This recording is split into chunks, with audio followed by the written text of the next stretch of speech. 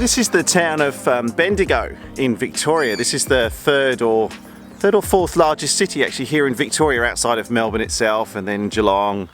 I think it's the third largest. Bendigo is actually quite a special place to me because it's the very first place I flew into on my own in Tango Delta Sierra after I got signed off to fly it solo. Now, of course, I'm flying Kilo Juliet November, the SR-22, but I was thinking this morning, I'm totally a Cirrus person. I mean, this is the only aircraft I think I'm going to fly for the rest of my private pilot career, unless they bring out an SR-24 or maybe the Vision Jet, but no, that's expensive.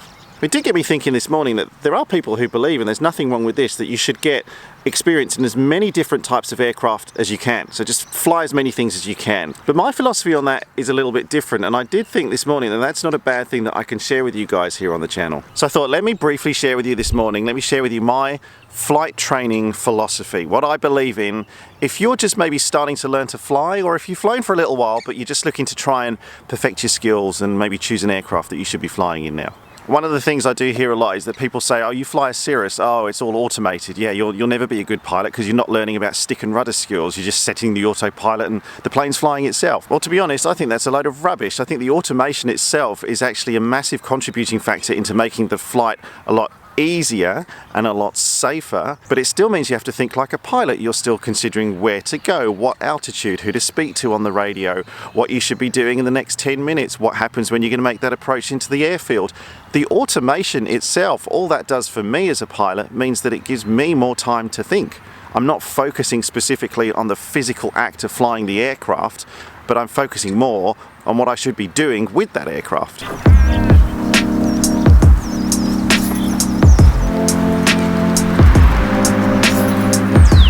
And then you start getting those kind of control yoke versus side stick, that stick and rudder is better than autopilot. Don't listen to any of that kind of thing. You need to find a type of flying that appeals to you, as opposed to what other people think is the right kind of flying. Because here's something for all you new student pilots out there. Here's a bit of a scoop. There is no right kind of flying. Actually, there is one right kind of flying, and that's the flying that's right for you. Like I've said before, if the whole point of flying for you is, like me, that you want to go places so you can do things and see things, but you've just got a really cool means of transportation to get there, then pick the best means of transportation for your needs. If it's one that's got great technology, great automation, and means you can focus on the principles of flying as opposed to the actual flying itself, don't let anyone tell you that that makes you any less of a pilot.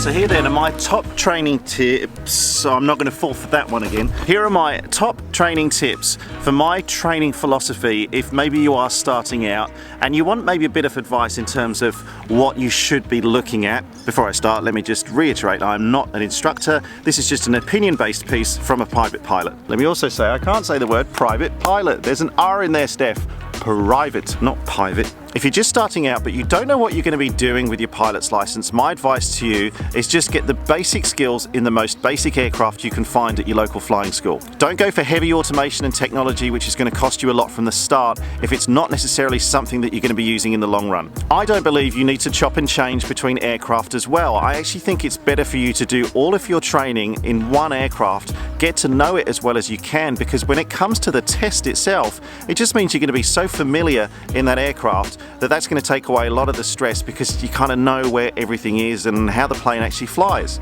If you're chopping and changing between planes during your training, it's going to make it hard for you to remember those things, not just when it comes to flight test, but more importantly, if it ever came to the fact when there is a real emergency and you do need to act quickly. So just finally on all of that, I do get asked this question a lot, which is, should I learn to fly in a Cirrus? Two ways to answer that question. All depends on what you're going to be doing. First of all, if you're just learning to fly, you think you might want to go into the airlines, or you think you might just want to fly privately, or you're just doing it because you love aviation, then start small. You can build yourself up to those big, more expensive aircraft with technology and automation, but maybe just get the basics down pat first. However, if you know that you just want to be a private pilot and you just want to fly a Cirrus aircraft in the future, then I honestly recommend, if you can do it and it's within your means, absolutely start with a Cirrus aircraft from the start. Whatever plane you know you want to fly in the future, the sooner you can start training on that specific aircraft type, it's going to be way better for you in the long run. Alright, I've got to head off now. We're actually doing some travelling around Bendigo this morning.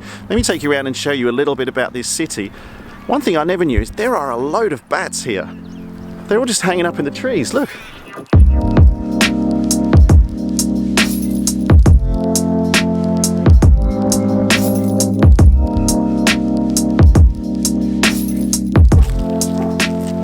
So this is Bendigo Creek. This runs for about 6 kilometres up and down alongside some of the parks and the town here in Bendigo. This seems like a really awesome place to fly a drone, which we are about to do. However, remember the thing that you need to do every time you're going to fly a drone is check that you can fly it in the airspace that you're currently in. So always use, I've got the CASA Can I Fly There app, and see exactly where you are, and as long as things aren't red. In this case it's actually orange, which is an interesting one, which says that restrictions apply here.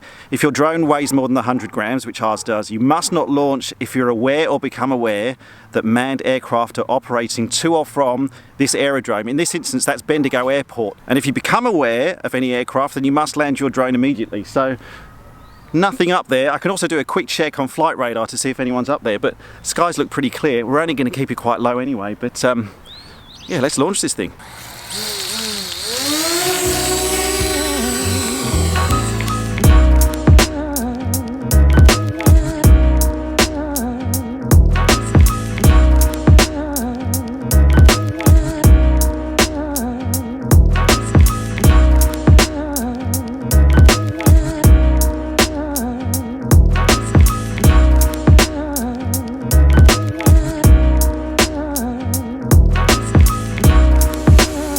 On the off chance if Peter McKinnon or Maddie Hapuya are watching, both of you guys, I love your channels, I've followed you for a while now, and your Drone Wars segment kind of inspired me to try this. This is Drone Wars Australian with a kid edition. Today's Drone Wars challenge is, can we fly the drone through that tunnel? No, we're going to try that, but can you get it under the bridge?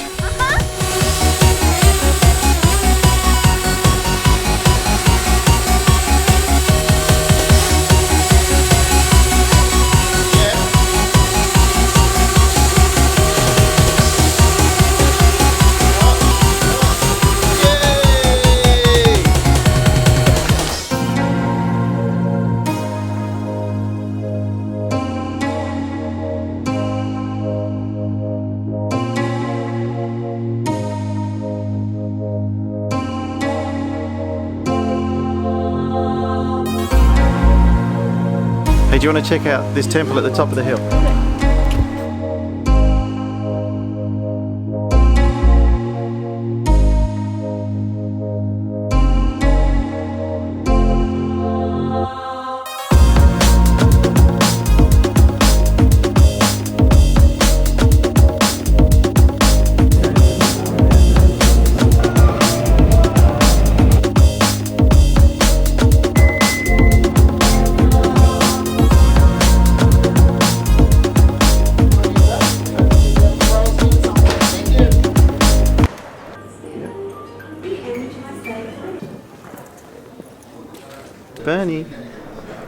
Bernie.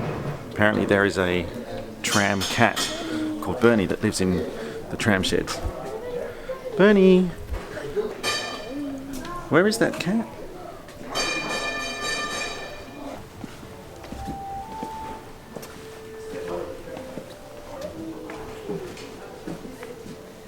This bird. Bernie! Is he in there? Let's see. Not this. Hello, Bernie. Hello, Bernie. Hello. Hello, tram cat. There he is. Break it, cat. Break it, cat. Tram cat. Okay, well that's it for our time here in Bendigo. Actually pleasantly surprised down here. This is a really exciting and fun place to visit. You know, there's a lot to do. There's obviously the tram and the gardens and everything. Only a couple of hours out of Melbourne. I think there's a really good opportunity to fly the Cirrus down here in the future and maybe spend a bit more time having a look around. But Bendigo, 2 thumbs up. Well, there's only 1 thumb, but thumbs up for Bendigo. Just before I go, remember, I just want to reiterate what I was saying before about what I think about in terms of that training philosophy with aircraft. I was thinking more on it. I believe it's better to have more time in one aircraft than the same amount of time across lots of different ones. Like, if you're going to fly 100 hours, if you do 100 hours in one aircraft, I personally believe that's better for you if you're going to be flying that plane in the long run than having like 10 hours in 10 different aircraft. But again, it all comes down to what your objectives are. If you want to fly because you love to fly, then by all means get access and experience in loads of different aircraft. But if you're looking to do what I do and what this channel's really about, which is traveling to cool places and visiting, you know, the local airfields, but you're kind of always going to be doing that in one particular aircraft, then I reckon just invest your time and your money in getting to know that aircraft as well as you can. And then final thoughts on Bendigo. Hang on. Oh, where did you come from? It's good and very fun. The tram is awesome, so go on that.